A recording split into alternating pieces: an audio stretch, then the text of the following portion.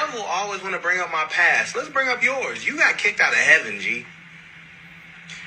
You got kicked out of heaven. You know how hard it is to get kicked out of heaven? I want you to think about this.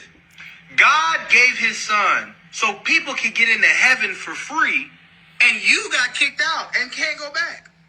You're the first person in history to get blacklisted from heaven.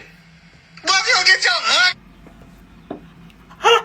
Nakakatawa yun, no? Pero pag-usapan natin yan. Kasi marami ring mga believers ang nag-i-struggle dyan kapag nabobrought up na yung past nila, kapag ina-accuse na sila ni Satan. Kasi favorite strategy ni Satan yan, accusation.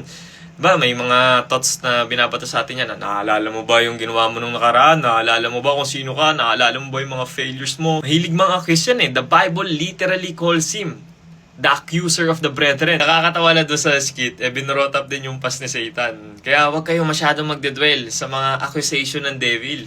Kasi bago ka pa man magkamali, o bago ka pa man magkasala, bago ka pa man bumagsak, si Satan ang unang tinapon palabas ng langit. How you are fallen from heaven, O Daystar, son of dawn. I saw Satan fall like lightning from heaven. Kaya reminder na lang din to, na si Satan laging ibibring up yung past mo.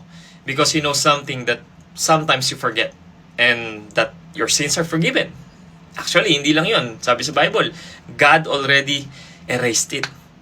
So, edi mo sabihin kay Satan, oh, devil, if you wanna talk about past, let's talk about yours. Diba? I'm forgiven, you are fallen. I'm redeemed, you are doomed.